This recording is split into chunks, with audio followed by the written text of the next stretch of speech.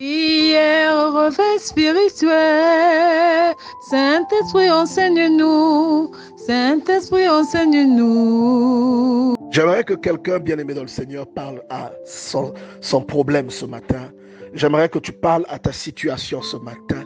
Il y a quelqu'un qui ne comprend pas pourquoi, malgré sa relation avec Dieu, il continue à expérimenter des difficultés. Pourquoi Dieu laisse entrer la maladie dans sa famille.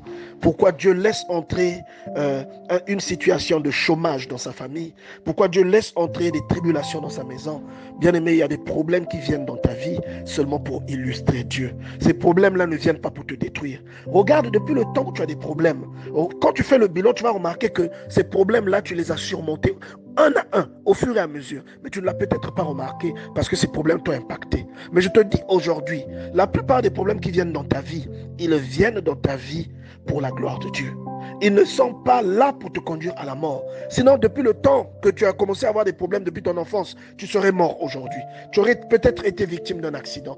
Tu aurais peut-être été victime d'une crise cardiaque ou d'une quelconque maladie. Mais tu es toujours là, dans ton intégrité physique. Tu es toujours là, bien-aimé dans le Seigneur. C'est pour dire que les situations qui viennent dans ta vie ont pour mission de te faire connaître Dieu. J'aimerais que quelqu'un commence à raisonner comme David. David a vu Goliath. La plupart des gens pensaient que Goliath était là pour les tuer. Goliath était la perte de leur vie. Mais lorsque David est arrivé, malgré que ce n'était qu'un adolescent, il a vu en Goliath une opportunité. Il a vu en Goliath une occasion de prouver aux gens que Dieu peut délivrer sans avoir besoin d'une arme. Et il a détruit Goliath. J'aimerais que tu saches que Goliath, c'est ton problème.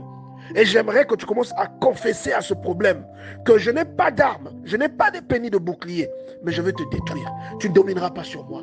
Tu ne resteras pas sur ma vie à jamais. Tu ne vas pas demeurer sur ma vie à jamais. Je vais te détruire et je vais te surmonter.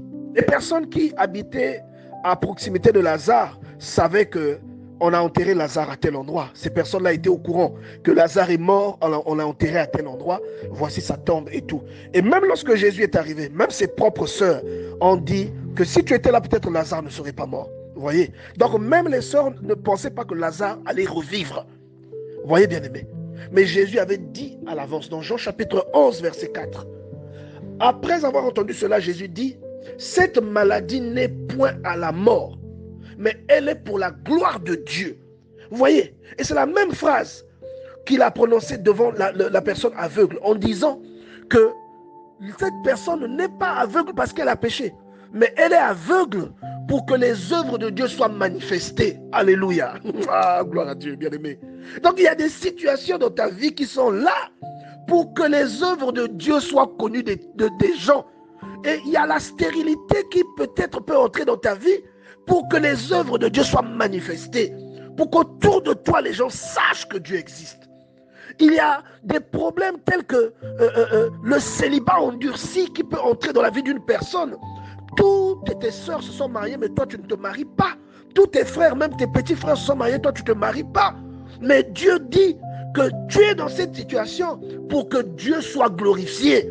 C'est-à-dire que la délivrance va arriver d'une façon extraordinaire. Tout le monde saura que c'est Dieu qui est derrière ton mariage. Tout le monde saura que c'est Dieu qui est derrière la fertilité et l'enfant qui vient de naître dans ta maison. Pour que les gens entendent parler de Dieu, Dieu t'utilise comme un instrument. Il est le potier et nous, nous sommes l'argile. Bien-aimé, il se peut que dans ton problème, ta réaction ou ton attitude puisse être déterminante. Il y a ce qu'on appelle l'attitude de foi que nous devons avoir lorsque nous avons un problème. L'attitude de foi. L'attitude de foi, souvent, elle est incomprise par les personnes qui ne croient pas en Dieu. Parce que on te dit tu es stérile, mais toi tu commences à payer déjà les vêtements. Parce que tu sais que tu vas avoir un enfant. Les gens qui sont autour de toi vont se moquer de toi. Ils vont rire. Vous voyez? L'attitude de foi, c'est quand tu n'as pas de travail, mais tu sais que tu en auras. Tu vois? Tu raisonnes, tu réagis comme si le travail était déjà presque arrivé. Les gens ne comprendront pas. Ils vont dire, mais toi, tu es un rêveur. Tu vois? L'attitude de foi, c'est quand tu n'as pas encore eu ton visa, mais tu commences déjà à payer les choses du pays que tu vas emmener pour aller donner à ceux qui sont à l'étranger là où tu vas. C'est ça l'attitude de foi. Donc quand tu as un problème, ton attitude va déterminer tout. Je vous ai dit la dernière fois que David a couru sur le champ de bataille et c'est comme s'il savait à l'avance qu'il allait gagner. C'est ça l'attitude de foi. Vous Voyez. Et regarde, l'aveugle là, lorsque Jésus est arrivé, Jésus l'a vu parce qu'il était au bon endroit. Il était à son poste, le poste du mendiant. Voyez, nous sommes comme des mendiants en esprit. Nous sommes là en train d'attendre quelque chose de la part de Dieu, en train d'attendre l'aumône de la part de Dieu. Dans ton problème, Dieu doit se glorifier. Tu dois parler à ce problème. Tu dois dire que Dieu a permis que ce problème vienne dans ma vie pour que ma foi grandisse et pour que les gens autour de moi sachent que Dieu est dans ma vie. Ce problème-là, moi je veux le régler. Je veux le détruire. Et ce problème fera naître un témoignage. Au lieu de faire naître la tristesse, un témoignage naîtra de ce problème. Voyez la réaction de Jésus. Il arrive devant la tombe de Lazare, il dit ôtez la pierre. Les gens lui disent mais tu déconnes. Il dit ôtez. C'est ça l'attitude de foi. Il sait qu'il est mort. Il sait que ça fait 4 jours qu'il est là. Il est déjà en train de pourrir. Ils sont déjà mauvais. Mais il dit ôtez la pierre. Ce n'est pas une folie. La foi, c'est une folie. Oui. Donc il sait que le problème là est là pour que Dieu soit glorifié. Donc toi aussi, il y a des gens qui savent que toi tu es foutu. Parfois tu es déjà ménopausé. On sait que tu es foutu. Tu n'as pas d'enfant. Mais c'est là que Dieu va se glorifier. Si tu le crois, ça va se faire. Moi, c'est ce que je te dis aujourd'hui, bien-aimé. Parfois, tu n'as même pas de passeport, mais on te dit que dans quelques jours, tu vas voyager. Tu ne sais pas comment ça va se faire. Ça, ce n'est pas ton problème. C'est le problème de Dieu.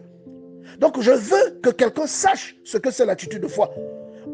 Lazare était dans le tombeau depuis 4 jours. La sœur de Lazare a dit à Jésus, il est là depuis 4 jours. Jésus a dit, ôtez la pierre. C'est ça l'attitude de foi. Et c'est ça que je veux que les gens aient. Je vous avais parlé de David qui a couru sur le champ de bataille comme s'il était certain qu'il allait gagner. Il était certain qu'il allait vaincre Goliath. C'est ça l'attitude de foi. Et j'aimerais que tu aies cette attitude parce que Dieu a permis que tu rencontres un challenge. Il a mis un problème devant toi seulement pour que les gens sachent que Dieu existe. Ton challenge devient une prédication pour les gens. Ton challenge devient un enseignement pour les gens. Ton problème que tu vis devient un enseignement pour quelqu'un qui ne croyait pas vraiment en Dieu. Dieu t'utilise, que tu le veuilles ou non, il utilise ta vie pour s'exprimer et pour enseigner aux gens. Prière, réveil spirituel, Saint-Esprit enseigne-nous, Saint-Esprit enseigne-nous.